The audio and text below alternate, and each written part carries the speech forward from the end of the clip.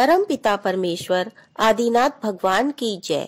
आचार्य मानतुंग जी की जय, जिन्होंने भक्तांबर स्तोत्र जैसे स्तोत्र की रचना कर अपना तो कल्याण किया ही हम सबका भी कल्याण किया, ऐसे मानतुंग आचार्य जी की जय। भक्तांबर स्तोत्र की जय। बंधुओं, कहानी की श्रृंखला में आज हम आपको सुना रहे हैं काव्य नंबर 8 की कहानी, सूखे ठूठ में कोपल। विधि की कैसी विडंबना है कि व्यक्ति का नाम तो होता है नयन सुख, किंतु होता है आंख से अंधा। व्यक्ति का नाम तो शेर सिंह होता है, किंतु स्वभाव से होता है डरपोक व कायर। नाम तो होता है धनपाल, किंतु होता है जन्म से कंगाल। नाम कुछ भी रख लो, उससे कुछ बनता बिगड़ता नहीं है। बनता बिगड़ना तो पूर्व जन्म के कर्मों के द्वार बने भाग्य से है। हाँ, अच्छा सा नाम व्यक्ति के प्रतिकूल भाग्य पर तीखा व्यंग अवश्य होता है। यह भी हो सकता है कि लोग अच्छा नाम रखकर अपने दुर्भाग्य को चुनौती देते हों, या उन्हें इससे आत्म संतोष मिलता हो। कुछ भी हो, उन्हें आत्म संतोष का सुख मिलेगा या आत्म वंचना का दुख, यह तो उनके पूर्व जन्म के अशुभ कर्मों के क्षयोपशम होने पर या न होने पर, अथवा उनके पुरुषार्थ की सफलता या असफलता पर निर्भर करता है। वैश्य धनपाल भी ऐसा ही भाग्य लेकर आया था। वह जैन था, वणिक था, धर्मात्मा भी था, किंतु भाग्य ने उसे जन्म से कंगाल ही बनाया था।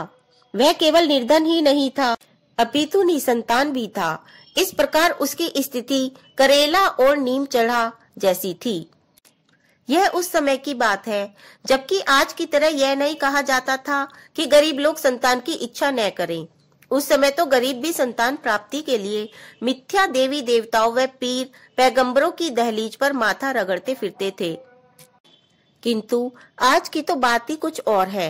आज तो स्थिति यह है कि जिनके यहाँ एक एक लाल पुत्र के टोटे पड़े रहते हैं, उनके यहाँ लालों रत्नों की तिजोरियां भी बड़ी रहती हैं, और जिनके यहाँ एक एक दाने के लाले पड़े हैं, उनके यहाँ इन लालों बालों बच्चों गिनती ही नहीं। सो वैश्य धनपाल भी अपने निर्धन निसंतान होने की चिंता में सदा घुलता रहता था। धनपाल जैन था और धर्मात्मा भी, किंतु था रूढ़िवादी, लकीर का फकीर। उसे भक्तांबर स्तोत्र पूरा मौखिक रटा हुआ था, किंतु न उसके श्लोकों का अर्थ जानता था और न उसके भावों को समझता था। एक प्रकार से वह भक्तांबर स्तोत्र के केवल जड़ शब्दों का ही भक्त था। आखिर एक दिन उसके पूर्व जन्म के अशुभ कर्मों के क्षयोपशम का क्षण भी आ ही गया। नगर में दो परोपकारी दिगंबर मुनि श्री चंद्रकीर्ति और श्री महाकीर्ति जी पधारे। धनपाल ने उनके दर्शन व वंदना कर उनसे अपनी व्यथा व्यक्त की। दोनों मुनिराज ने कहा कि तुम भक्तांबर स्तोत्र का पाठ उसका अर्थ व भाव समझकर करो, तभी तुम्हारा अशुभ कर्म का क्षीण होगा। उन्होंने धनपाल को भक्तांबर स्तोत्र के प्रारंभ के कुछ श्लोकों का अर्थ, भाव, मंत्र व रिद्धि का भी ज्ञान कराया। अब क्या था, युगल मुनियों की अपूर्व अनुकंपा से जब धनपाल ने भक्तांबर स्तोत्र के कुछ श्लोकों के जड़ शब्दों में से अर्थ व भाव खोद खोद कर निकाले, तो उसे उनमें ज्ञान ज्योति के दर्शन हुए और भक्तांबर स्तोत्र के 8वें श्लोक मतवेति नाथ तव संस्तवनम मयेद के प्रति तो उसकी श्रद्धा व भक्ति इतनी उमड़ पड़ी कि उसने इसका विधि पूर्वक शुद्धता के साथ प्रतिदिन पाठ करना शुरू कर दिया। सच्ची भक्ति, श्रद्धा तथा सच्ची भावों का तो सुपरिणाम ही होना था। एक दिन सिंहासन में ध्यानस्थ धनपाल को 8वें श्लोक के मंत्र की अधिष्ठात्री देवी महिमा ने दर्शन दिए और विनीत स्वर में बोली, मैं इस श्लोक के शब्दों में वास करने वाली एक साकार शक्ति हूँ। क्योंकि तुमने इस पवित्र 8वें श्लोक का निष्काम भाव से श्रद्धा के वशीभूत होकर पाठ किया है, इसलिए मुझे तुम्हारे पास आना पड़ा है। तुम्हारी दोनों चिंताओं को मैं जानती हूँ, अतः कहो वत्स, क्या चाहते हो? मैं इस समय तुम्हारी केवल किसी एक ही चिंता को समूल नष्ट कर पाऊंगी। धनपाल असमंजस में पड़ गया। धन और संतान, इन दोनों के अभाव की पूर्ति के लिए वह प्रार्थना करे। मन ने कहा, धनपाल, बिना पेट भरे तो तू धर्म साधना भी न कर सकेगा। फिर संतान की आवश्यकता केवल वंश चलाने के लिए ही तो होती है, सो वह कार्य तो तेरा नाम ही पूरा कर देगा।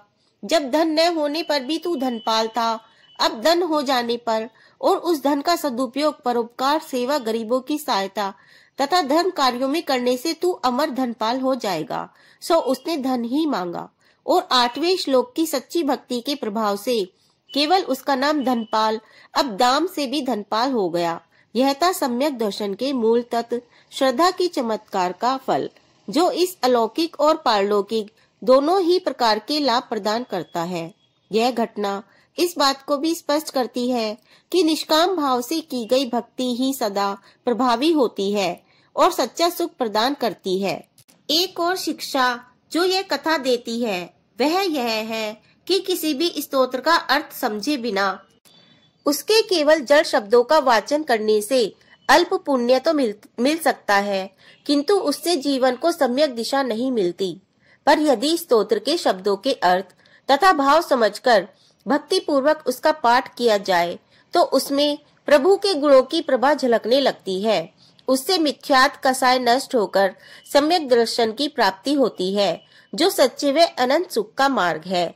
तो बंधुओं, इन्हीं भावनाओं के साथ जय जिनेंद्र।